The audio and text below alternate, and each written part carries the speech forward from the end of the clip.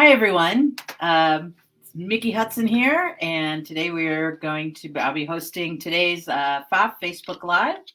So as usual, I would like for everybody to come on in, have a seat, get settled, nice and cozy, and we'll do a little bit of housekeeping.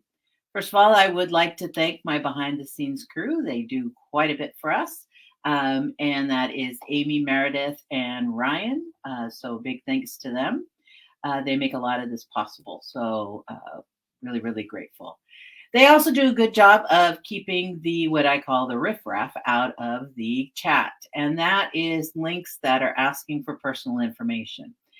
They do a good job of keeping that out of here. But if you do manage to see one and they're asking for any kind of personal information, that is not from us. Just go ahead and skip it, delete it, report it, whatever you'd like to do, but do not give them personal information. So today, again, my name is Mickey Hudson and I am with PFAFF. And today's Facebook Live, we are going to be talking about some Father's Day gifts. So these are some gifts that I make for Father's Day, things that I make for my husband, etc. And I'm going to share some of the little tips and tricks that I do while making these particular items. There are a lot of different things that can be done with Father's Day's gifts. And I am not supplying patterns, but the patterns for these kind of things are available everywhere, from very inexpensive to free. So one of the first things that I am going to start with is what I call cheeky drawers. So basically underwear, boxer shorts, stuff like that. And the reason that I call them cheeky drawers is because I always use some kind of, cheeky fabric. So for instance, I've got the scary kind of fabric with the splattery. So they're kind of cheeky, but I've got elastic on here and it's stitched on with my serger. But I will be talking about how to stitch these on with your sewing machine. And it's the same down here. I've used my cover hem stitch on my serger to create the cover hem, but I will also be showing you how to do this with your sewing machine. So this is just a boxer short pattern, like a boxer briefs pattern. And it's all serged on the inside. Really, really fun and easy. I do like questions, so don't be afraid to ask questions because I do like the questions. And I'm going to change my view.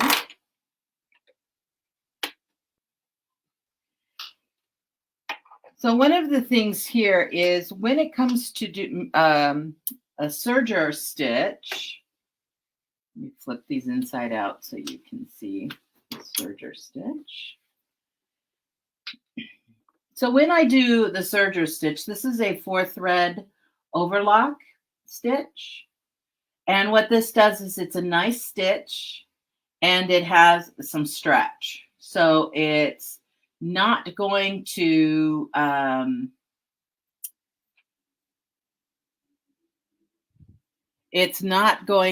sorry, I had a little alert freaking me out. It's not going to pop your stitches, because with knits, if we do a straight stitch, what can happen is it can pop stitches, and I'm going to show you that real quick. So I'm just going to, now I happen to be stitching on the PFAFF Creative Icon 2. However, everything that I'm showing you on these cheeky drawers can be done on even the most basic of sewing machine PFAFF down the line. So even if you have a machine that has 5 stitches, guaranteed you're going to have one of the stitches that I'm discussing here. But what I'm going to do is I'm just going to go ahead and give it a stitch. I have to turn the speed up because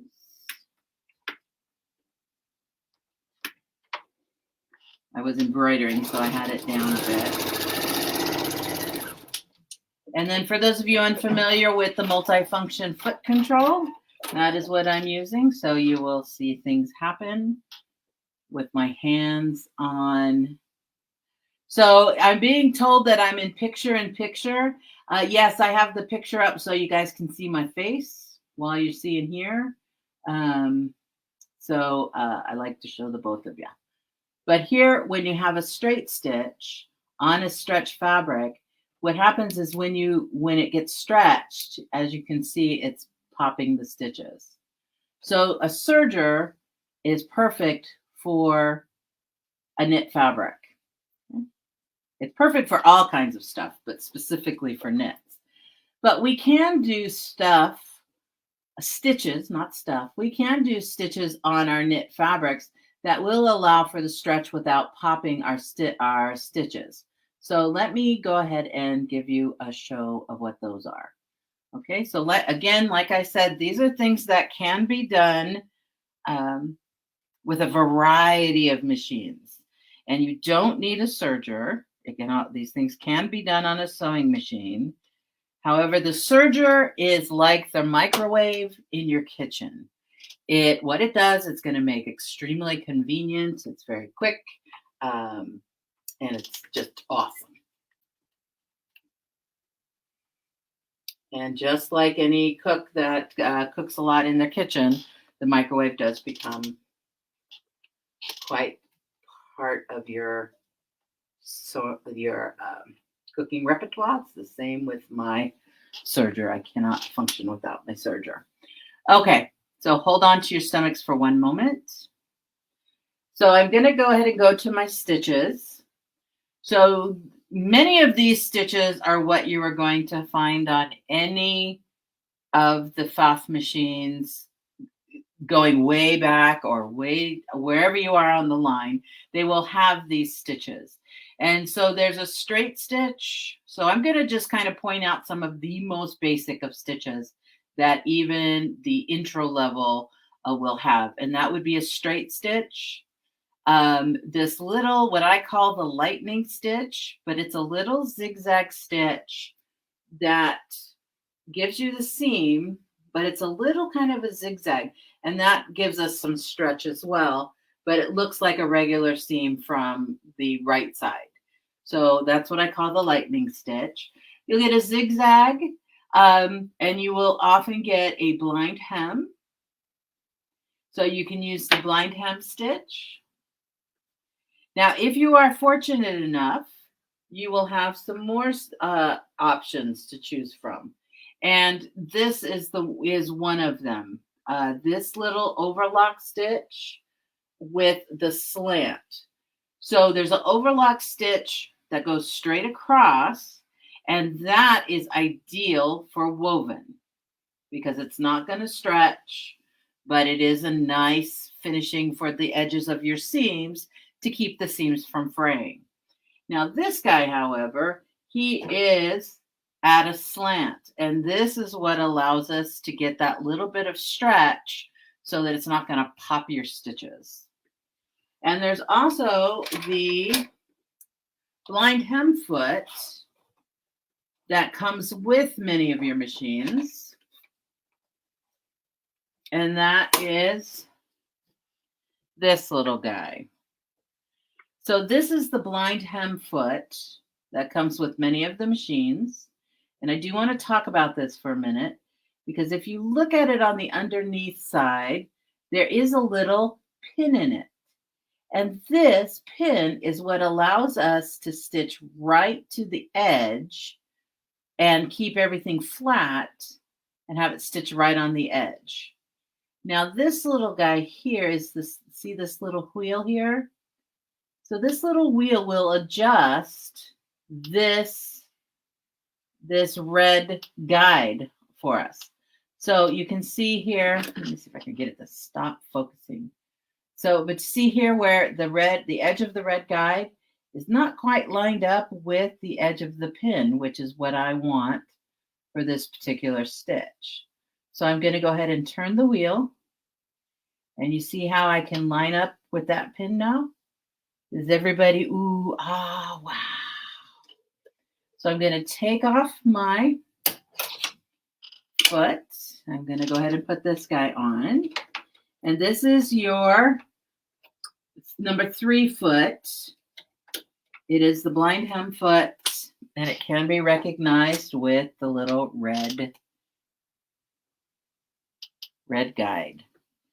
So what I can do here is I can just bring in my edges, and I can pop my edges. I'm going to see if I can get in a little closer. There we go. So see how I've got like the edge of my fabric butt up right against the edge of that guide? So what's going to happen is when I stitch,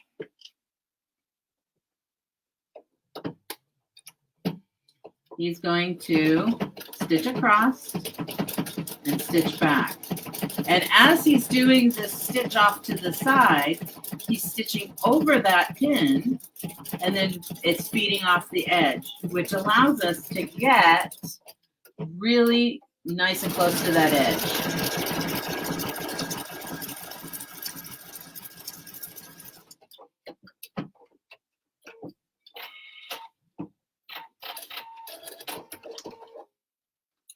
All right, no. Nope, come on, you. All right. All right.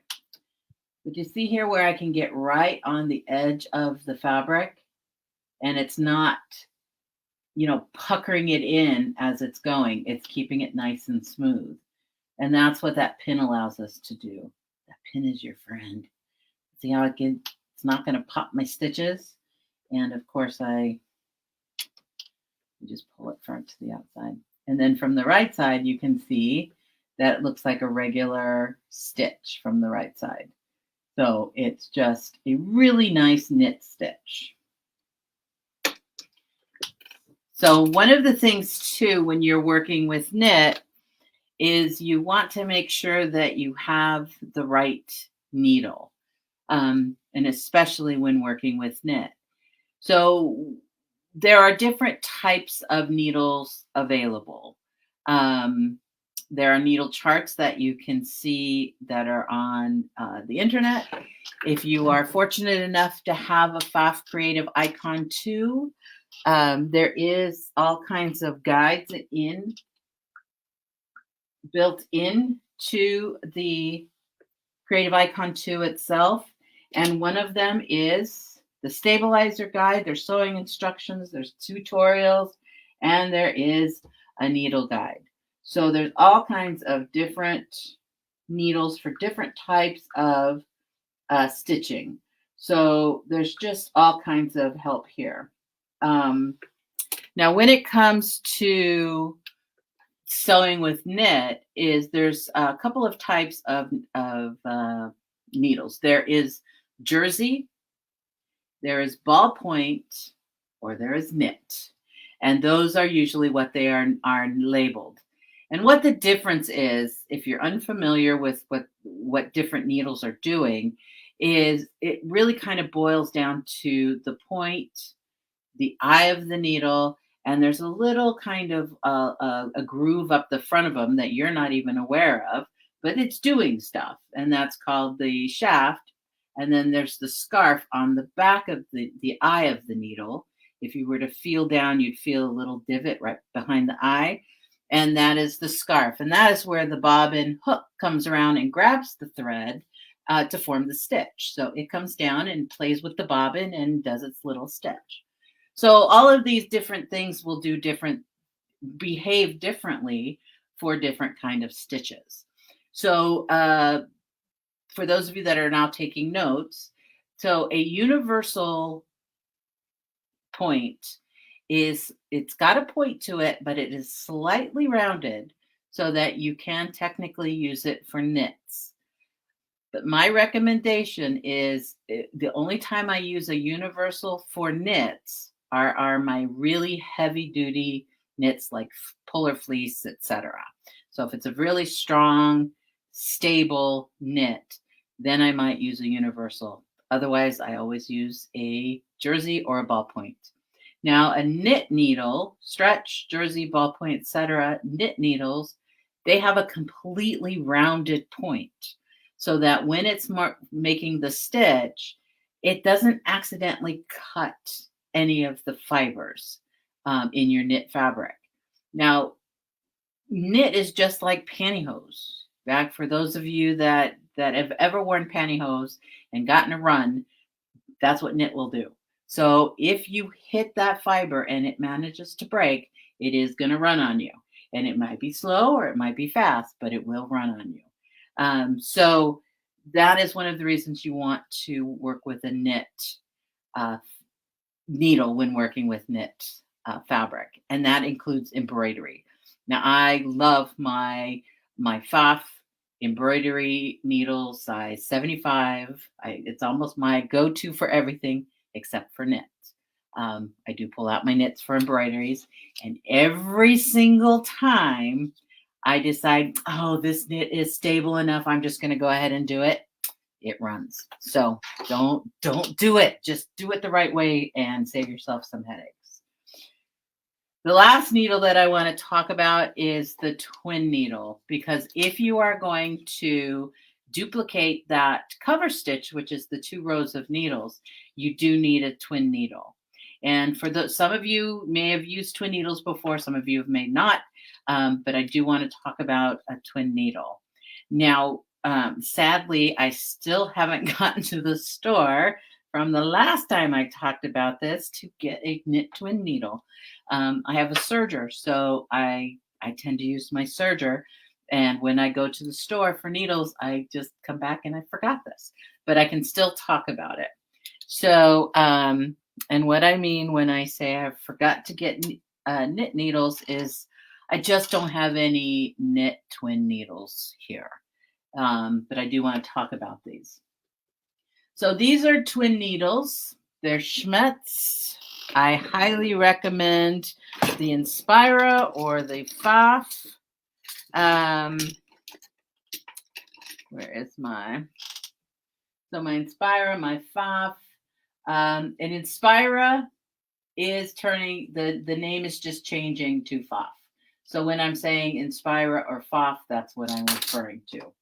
But what is going on here is if we take a look at this number here. So, okay, focus, dude. So this little guy here, the 2.0 on this guy is the width between the 2 tines here. And the number here you see down here where it's 80, that's the size of the needle. And it's the same with this one. So this, the first number, is how far apart those 2 needles are from each other. And the last number is the size of the needle. So here you can see that this was the 2.0 and this was the 2.5. You can see that the 2.5 is a little wider than the 2.0 because there's space.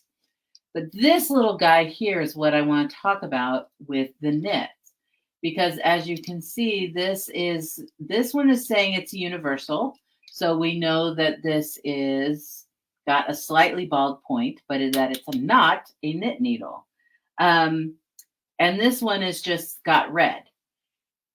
So twin needles have either red or blue, right? With a little blue band right there. The blue is for knit and the red is for woven. And the way I remember that is blue is for knit. I wear knit in the winter when it's cold, and that is fleece. So I wear fleece in the winter when it's cold, it's a knit, and blue equals cold. And I wear wovens in the summer when it's hot, and it's hot is red. So it's kind of wovens are red and knits are blue. And that's how I remember that. Do we have any questions about any of that? Nothing yet. Okay. All right.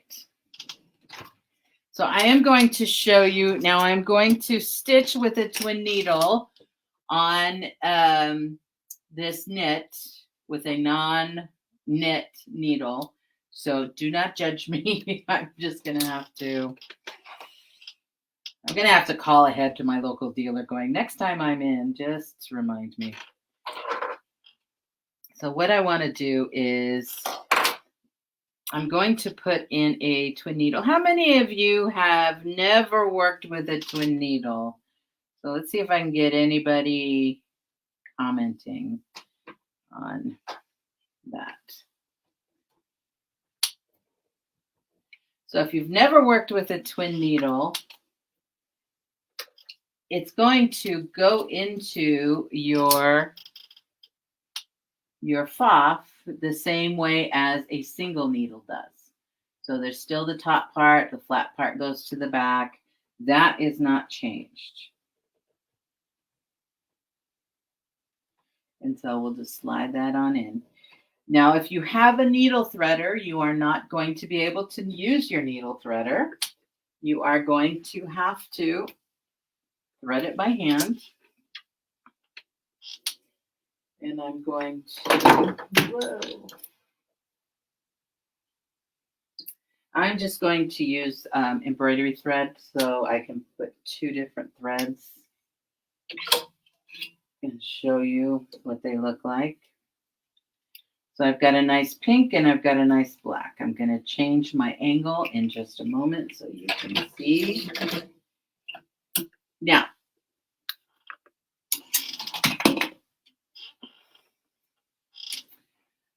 for me, I have the, like I said, I have the Creative Icon 2. So my spool stands are on top and I have the 2 of them built right in. For some of you, you may have the single that rests down this way. So, and that's fine. So you'll thread one like so, you know, however your first one gets threaded. And you will have a secondary spool pin in your little accessory tray. So some of them snap onto the pin here. Some of them will snap onto the bobbin winder. Some of them have a little hole that you'll just snap them into so that you can use the 2 different threads. And they will thread the exact same way, except for right here. So I'm going to zoom in right here. And I will often see in the chat rooms too, the Facebook groups and stuff like that. This is floppy. Is this normal? Yes, this being floppy is normal. And it is more floppy when your foot is up than when it is down.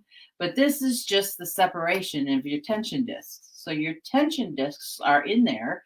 And when your foot comes down, it snaps in to place.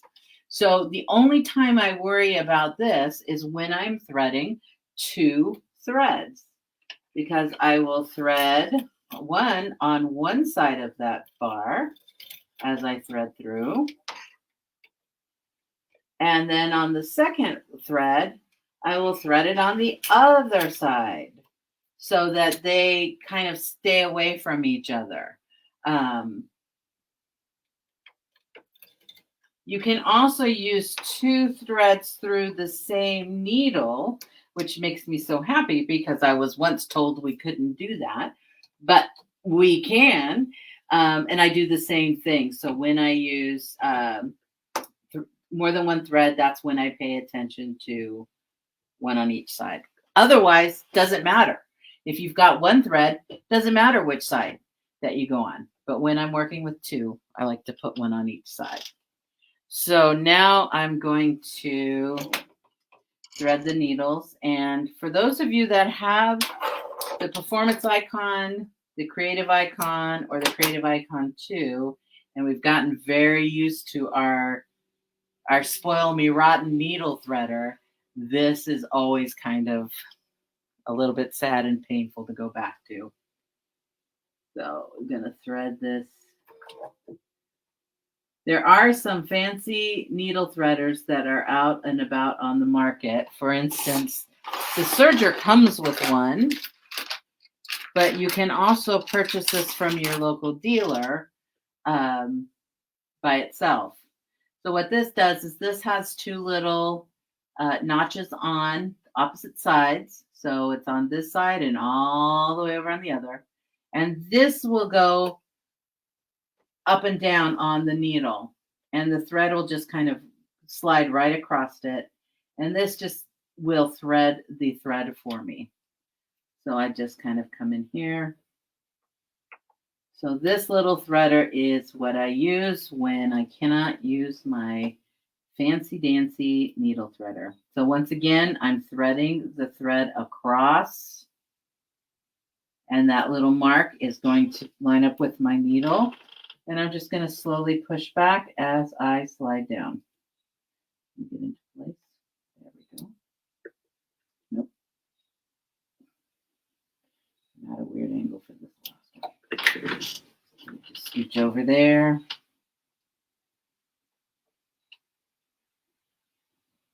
There we go.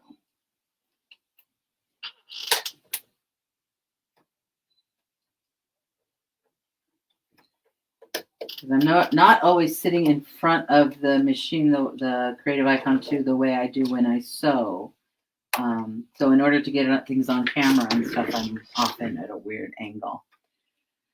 So I have my twin needle in. It has the blue tab at the top, not the red one, because the blue is for knits. I will say that again and again. The blue is for knits. So I'm going to come over here and I'm going to select my straight stitch. Now I know I just got done talking about how the lightning stitch or the zigzag stitch here would be better. But when I'm using a twin needle, there's a zigzag that is happening on the bottom. So that creates the stretch that I need. So I now can go to just a regular straight stitch when I'm using a twin needle. And I'm going to go ahead and put my non-blind hem stitch. And so for those of you that may be unfamiliar with a twin needle or have not played with it in a long time, I just want to remind you that you can use the twin needle for your decorative stitches as well. And if you have an electronic machine, meaning something with the push buttons instead of the dials, you often will have in your settings the ability to change, to tell it what kind of twin needle that you're working with. Okay, so let me show you what I'm talking about.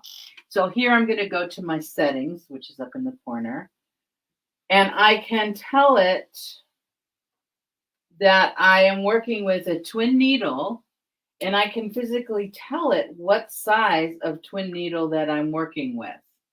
And, oh, I know that's hard for you to see. Let me see. Hold on to your stomachs. I'm just going to scooch in and see if you can see.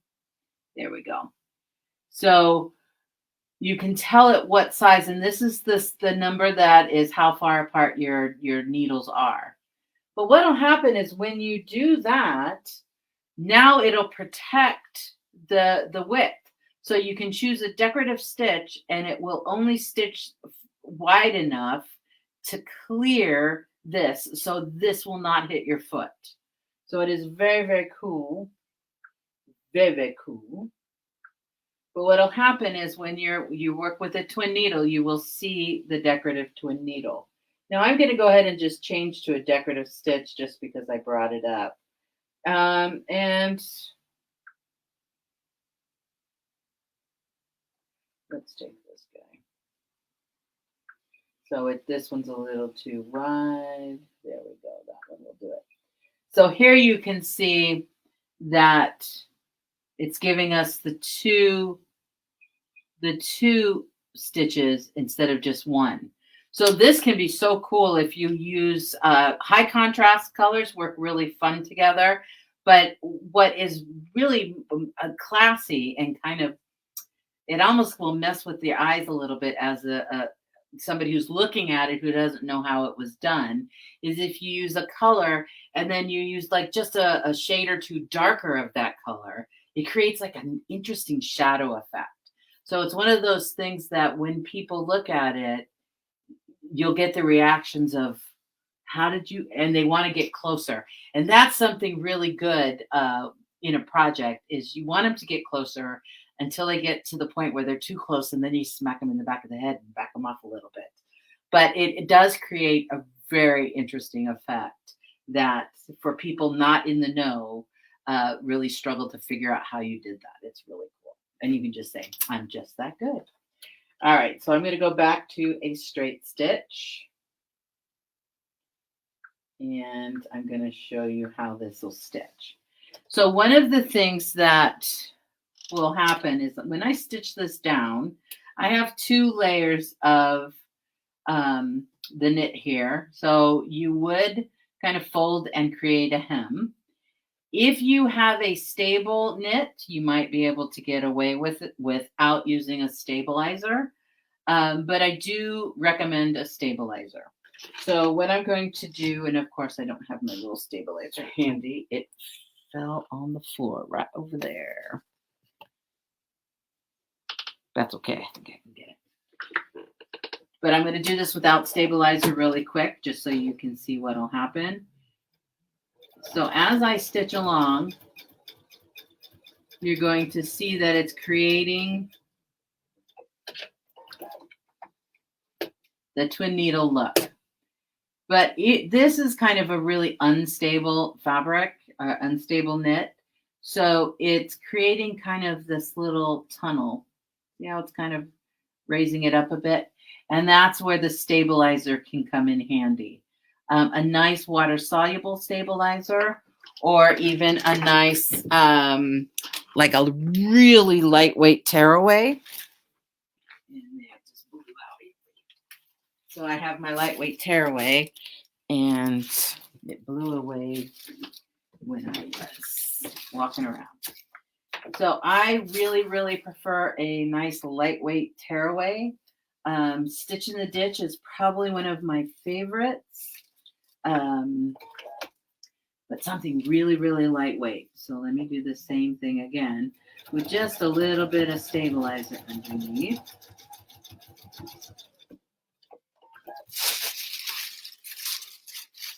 And here you can see that that laid a little bit flatter than the first one. The other thing that I can do is play with my tension. Now, I know for some of you guys who I got an electronic machine, so I wouldn't have to touch my tension. I get that. But one of the nice things with the electronic machines is that you can fiddle with your tension, experiment, do everything all you want. And if at the end you're still not happy, all you have to do is touch the stitch again and it'll default back to normal. So you don't have to worry about messing anything up. You can just experiment to your heart's delight. And what's nice is on many of the newer machines, if you do adjust it and get it just the way you like it, you can then save that stitch. And depending on the machine, it'll save it to either the machine or it'll save it to the cloud. So what I'm going to do is I'm going to come over here and I'm going to change my tension just a bit. So when it comes to changing the tension, I'm going to come over and edit my stitch. And this is my tension, which is 4.0. All right, let me talk about this real quick. So when I'm stitching along and I want a good tension, my normal tension is going to look somewhat the same on the top and on the bottom. Your stitch is always going to look a little bit better from the top than the bottom right out of the gate. That's just the way the sewing machines are designed. But if I want to change things, so if I want it to pull more to the top, I need to select a bigger number and it'll pull it more to the top, and a lower number will pull it more to the bottom. Yes, so the bigger number will pull it more to the top. So what I'm going to do is I'm going to actually lower my tension because I want to loosen up the bottom just a bit.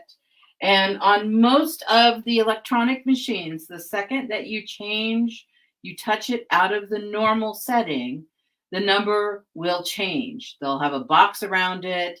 It'll change color. It'll be shaded, etc. It's letting you know that this is outside the norm. And if I keep going back, I can just touch it back to its normal setting, and that shading or whatever it is will go away. Or like I said, I can just select the stitch again, and it'll default it right back to normal. So easy peasy to experiment and play. So I'm going to have this, I'm going to turn this down a little bit. And now we're going to give this a little bit of a go. And when you're experimenting and playing with tension, just scrap fabric just like this. We've often got scrap fabric laying around, so it's easy enough to do.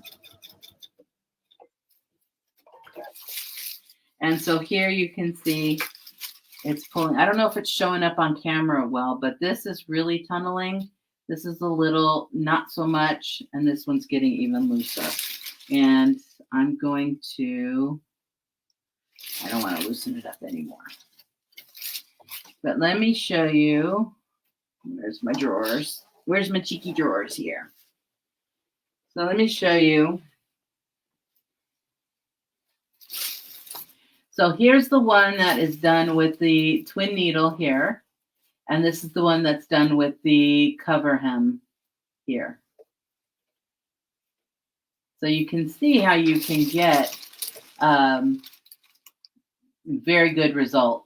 And like I said, because there's well, it's got the stabilizer, but because there is a zigzag on the back, it will stretch without popping the stitches. I've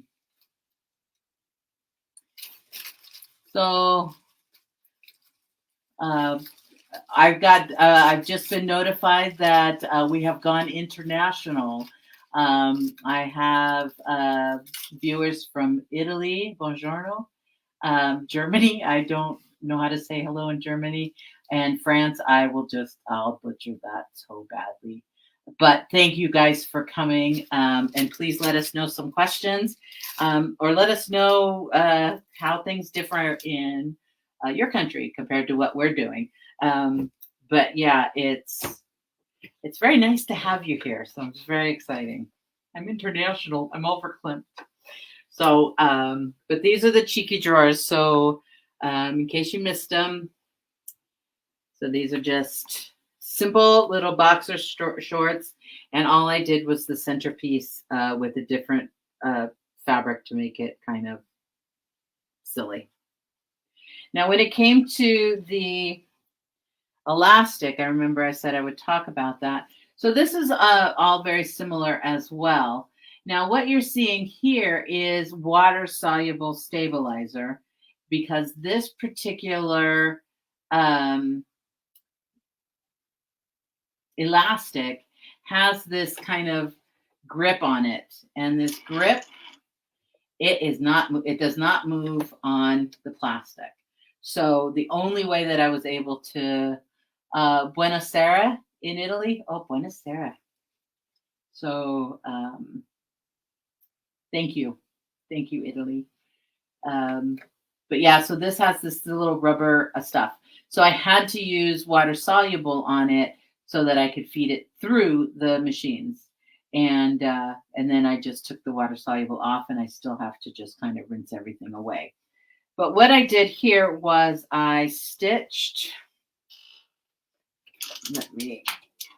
I saved a piece of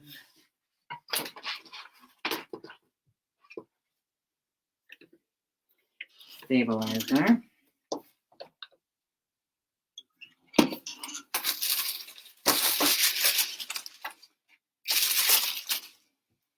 So when it came to, let me just get a new piece of fabric. There we go. So when it came time to stitch my elastic to my fabric, I actually flipped it over to the wrong side and stitched this down. Now I actually did this with a serger, so let me go ahead and do that. So for those of you that do not have a serger, let's take a look. I have this threaded for a 3-thread overlock right now. And let me show you just how quickly and fast this can be. So the new sergers today on the PFAFF Amber Air 5000 is a 4-thread, and the Admire Air 5000 is a 4-thread, and the PFAFF Admire Air 7000 is a 5-thread. 5-thread is what'll do the cover hem. And the interesting thing is that they're all air threaded now. So you just put the thread in there, push a button, and it shoots through. It is magic. So I'm not going to deal too much with that. There is another serger that has the Admire Air 5000, and then there is one with the Admire Air 7000 on a Facebook Live. So if you'd like to check those out. And I'm going to stitch this along. Find my foot pedal. And we're just going to, so it's very quick, very efficient, very clean.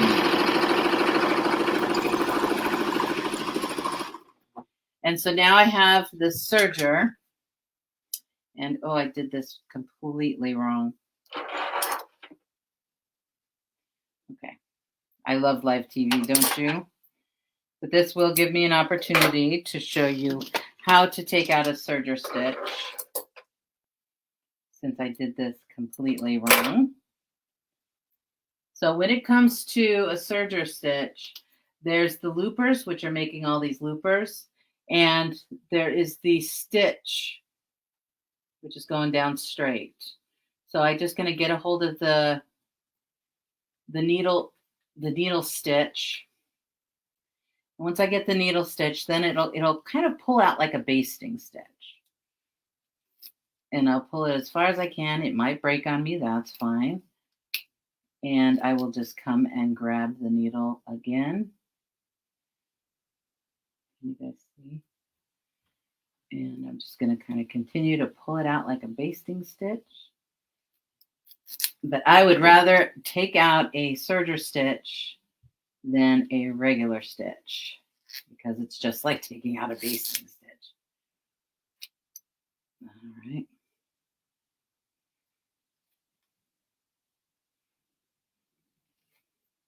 And then this will just peel away. So once you get the needle stitch out, this will peel away. So let me do that again, except do it the right way. So the right way is stitching, grab the other one, to the right side of the fabric, not the wrong side. We're going to stitch to the right side of the fabric. There we go.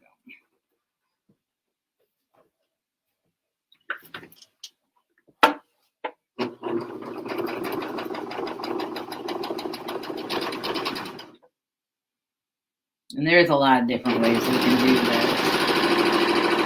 You could do it. So if you were going to do a straight stitch and not a serger stitch, that's where you would have stitched it to the wrong side and fold it forward. But this one, I'm going to stitch from the right side.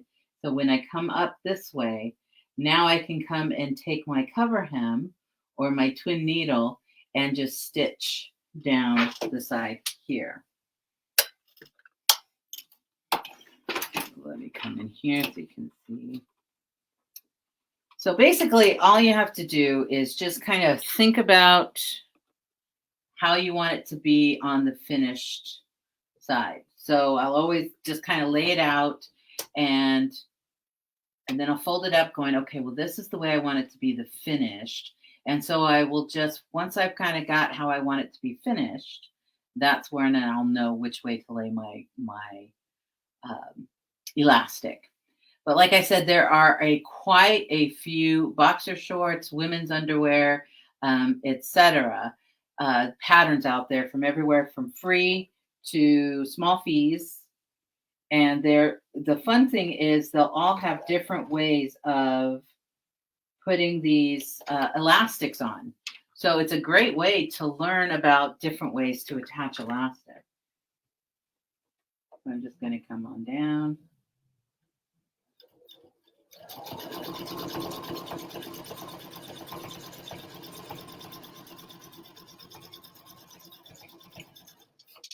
Oops, you guys can't see anything there.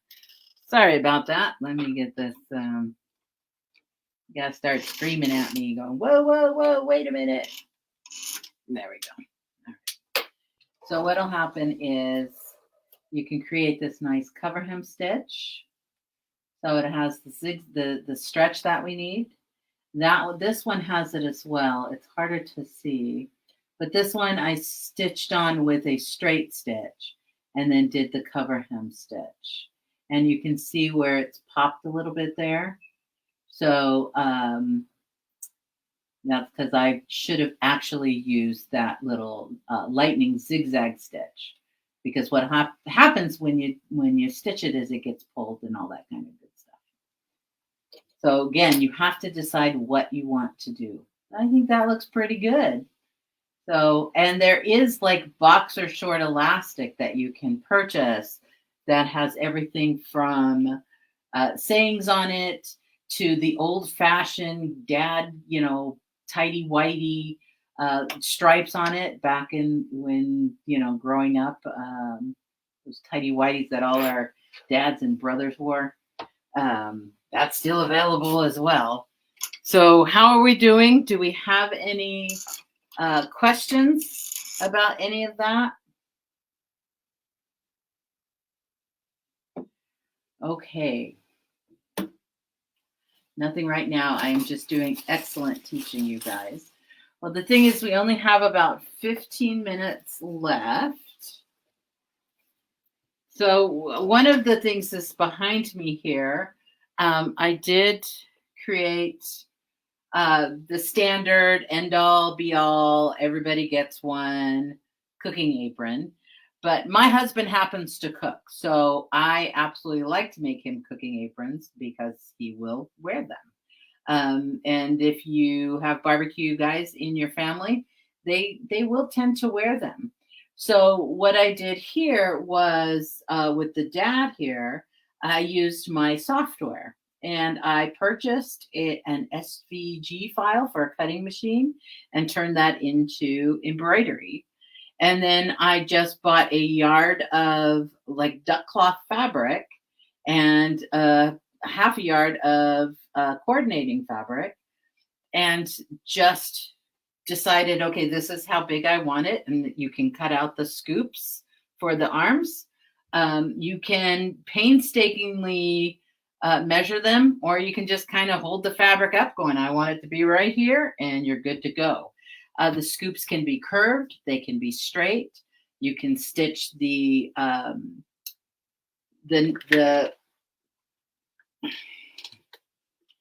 brain just went bye-bye. The strapping straight to the fabric, or you can create a casing and slide it through.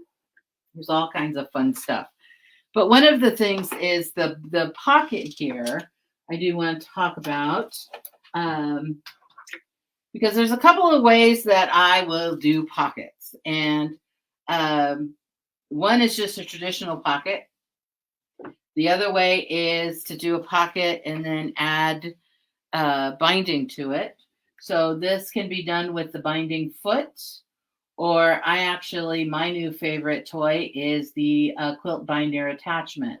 And I will use the binder attachment for all kinds of things, not just for quilt binding. So this was done with the binder attachment. Hems are done with the binder attachment. So a nice top of the pocket could be done with the binder attachment. So the ones that I like to do are, you're probably familiar with as well, is just the stitch and flip. So all I did was I cut my pocket and I cut my lining like an inch and a half larger. so that when I stitched it and flipped it over, it creates this nice binding here. And this, by the way, is a this is a remote control caddy for the couch. So the remote controls will fit in here. There's a little space here for his magazines. I have my sewing magazines. He has his computer magazines. But this can sit on over the couch. Something like this, again, there's patterns, a dime a dozen, that are all over the internet. And you can turn it into a sewing caddy just as easily as a remote caddy. But it's really, really fun. But this little pocket was one of those lined pockets that was easy peasy. And so this is the remote caddy. And one of the things that I like to do when I have a freestanding pocket, so whether I have a freestanding pocket on clothes, crafts, bags, quilts, etc., sometimes I will stitch them down, but I like to have them lined. And what I want to do is I want to show you the way I would line a pocket. Let me try and show you two things if I don't run out of time. And I sure hope this is my needle I had.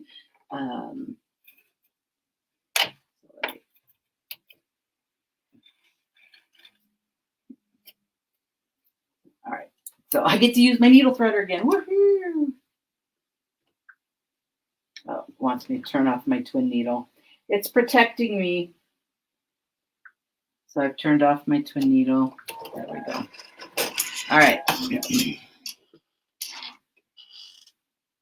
So one of the things when I make a pocket is here's the front of the pocket, here's the lining, and in this case, I want the lining to be a little bit of an overhang here. So what I'm going to do is I'm going to put right sides together, and I'm going to sew this little guy here, but I'm going to leave an opening in here. So I'm going to come and I'm going to stitch whatever your seam allowance is. I like 1/4 inch, so I'm going to come and do 1/4 inch. And this is something that I like to do as well, is I'm going to stop and I'm going to stitch off to the edge.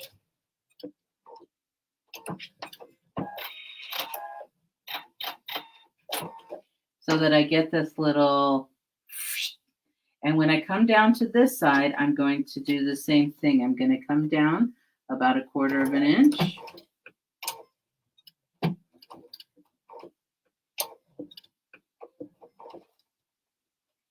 And I'm going to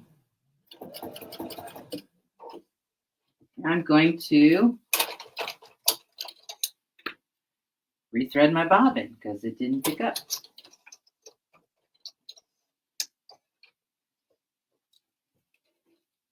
And I am using embroidery bobbin thread here only for this because I'm just doing samples. I was embroidering and I honestly forgot to change to my sewing thread for this. But when I am sewing, I will use the all-purpose sewing thread. I will use the right threads. If I'm quilting, I tend to use cotton threads, depending on the quilt, all-purpose thread. I stay away from the waxed threads. So if in doubt, talk to your dealer, because there are some companies out there that wax their threads, and the wax threads are wonderful for hand sewing. They are detrimental to your machines. They cause all kinds of trouble. So if you are using a thread that you are not getting from your dealer and you want to find out if it's waxed, just ask around. Okay, so this is for my turning. So now what I would do is I'm going to come down here and I'm just going to line up the rest of it.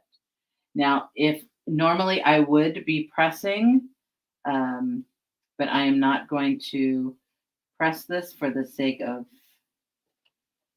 this class, so I don't have to get up.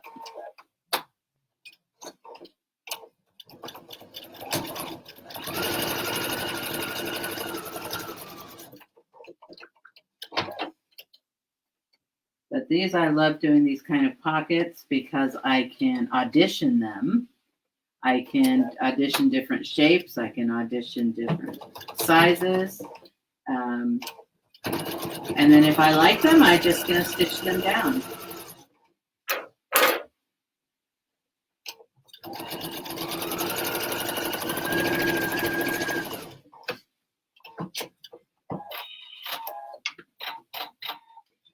So as you see here, so now I've got it stitched all the way around except for this little guy here.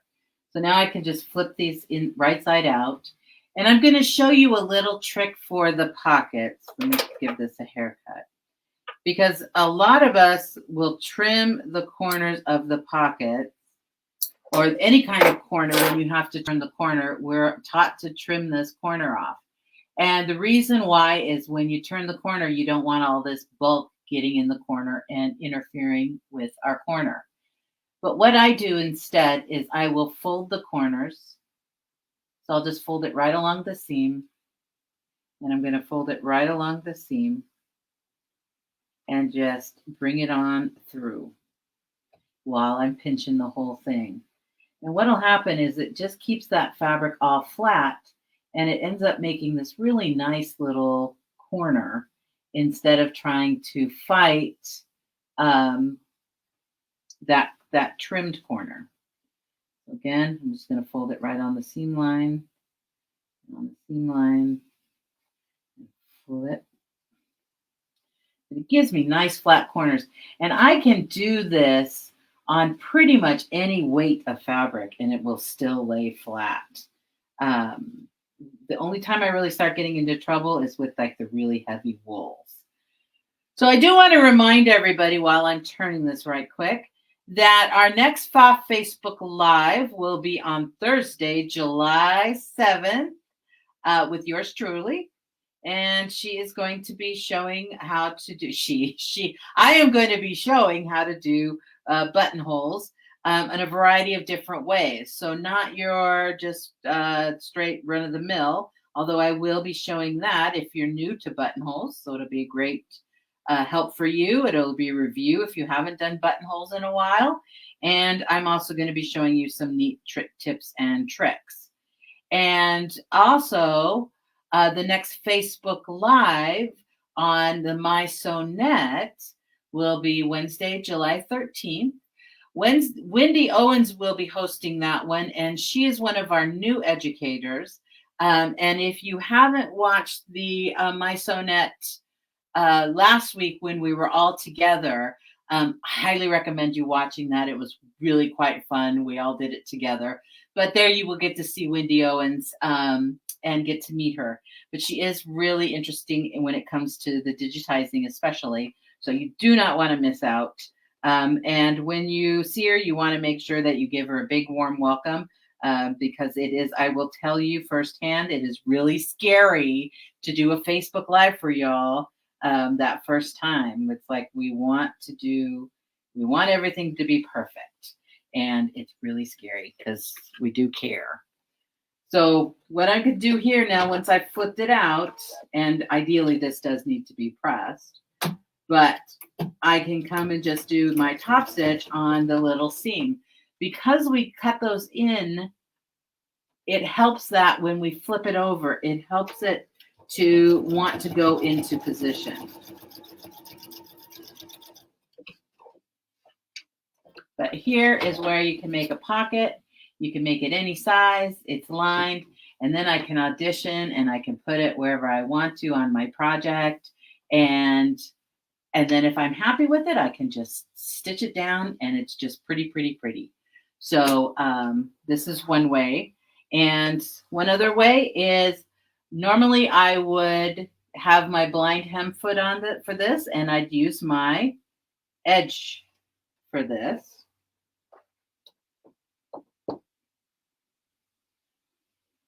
But because I have about 30 seconds left, I am just going to eyeball this because I can do that too. I'm just going to grab this stitch real quick. So this is going to be the straight edge stitch of, we did the one at the slant, the overlock stitch on the slant for the knits, this is the overlock stitch on the straightaway for this guy.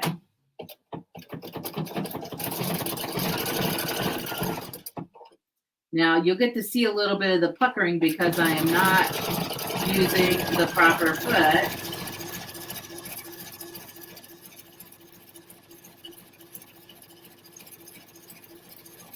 This is another way to add like a faux binding.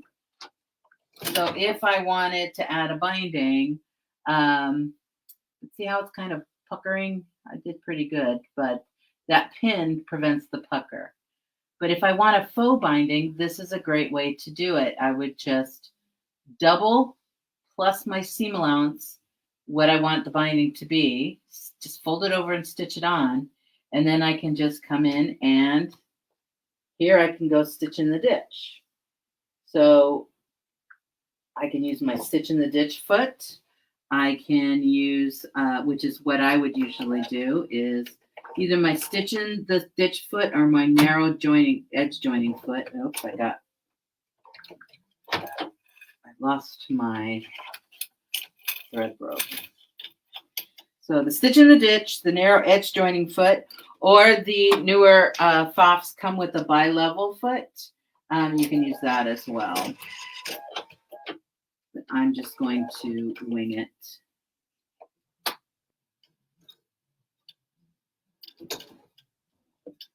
So I hope my head's not getting in your way because I am really got my head down here eyeballing this. Because I've gotten so used to my feet that have spoiled me rotten that I don't have to work that hard to get in there. But this will create a nice little, like a faux binding for a pocket as well. Don't you just love my fabrics? I don't remember where I got it. I was digging it out going, oh, I love this fabric. This would make a great TV remote holder. So I'm probably sure I got it at Joann's or something like that. But just really fun fabric. Anyway, if there are no further questions, we're going to go ahead and end it here. And I hope that you guys learned a lot, or at least learned something. If you learned one thing, or even got encouraged to try something that you haven't done in a while, that would be exciting. But just again, one more time, Thursday, July 7th, there'll be buttonholes. And on Wednesday, July 13th, we'll be digitizing applique. So be sure to tune in. And as usual, I will pop into the comments. So if you think of a question later, go ahead and ask it. I will be checking comments for a few days. And then my behind the scenes crew, Meredith, Amy, and Ryan, they take care of it the rest of the time. So if a question comes in, they do let me know, or any of the educators know, so that we know to answer the question. So anyway, it was fun hanging out with you, and I will talk to you next time. Bye.